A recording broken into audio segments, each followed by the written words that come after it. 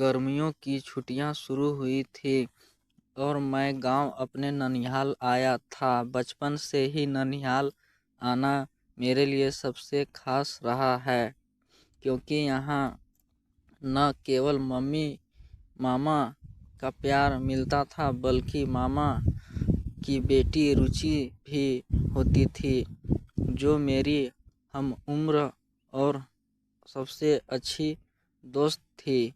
रुचि और मैं बचपन से ही साथ खेलते आए थे।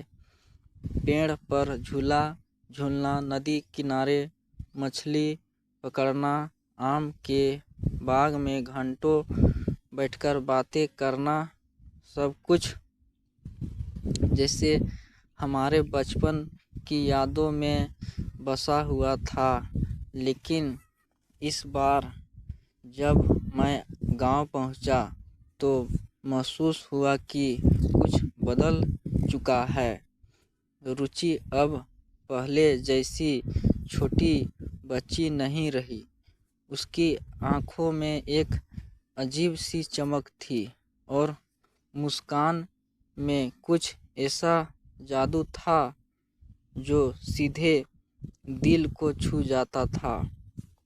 मैं उसे देखता तो अनायास ही मुस्कुरा उठता। शायद ये दोस्ती से कहीं ज़्यादा था, लेकिन उस रिश्ते को कोई नाम देने से मैं डरता था। एक दिन शाम को हम दोनों खेतों की पगडंडी पर टहल रहे थे। सूरज डूब रहा था और हल्की ठंडी हवा बह रही थी। मैं चुप था, बस उसके चेहरे को देख रहा था। तभी रुचि ने पूछा, तुम इतने चुप क्यों हो? पहले तो तुम लगातार बोलते रहते थे। मैंने हिचकिचाते हुए कहा, पता नहीं, अब लगता है कि तुम्हारे सामने शब्द कम पड़ जाते हैं। वो मुस्कुराई और शर्मा कर दूसरी ओर देखने लगी। उस एक पल ने सब साफ कर दिया। हम दोनों दोस्ती से आगे बढ़ चुके थे। दिन बीतने गए।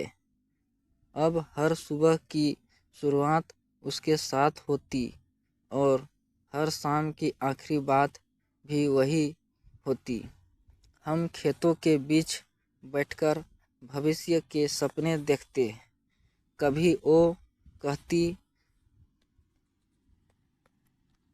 अगर हमारा रिश्ता घरवाले मान ले तो कैसा होगा, और मैं मजाक से कह देता, फिर तो मैं हमेशा तुम्हें आम खिलाऊंगा। दोनों हंस पड़ते, लेकिन दिल के अंदर कहीं डर भी छुपा था, क्योंकि समाज में मामा की बेटी से रिश्ता आसान नहीं था। गांव के लोग रिश्तों की मर्यादा को लेकर बहुत सख्त थे। अगर हमारा प्यार किसी को पता चल जाता तो शायद बवाल खड़ा हो जाता। एक रात चांदनी में हम दोनों आंगन में बैठे थे। चारों ओर सन्नाटा था। मैं हिम्मत जुटाकर कहा, रुचि, अगर ये दुनिया हमारे खिलाफ हो जाए तो तुम मेरे साथ खड़ी रहेगी? उसकी आंखें भर आई, लेकिन होठों पर मुस्कान थी। हाँ, मैं रहूँगी, क्योंकि मेरा दिल सिर्फ तुम्हारा है।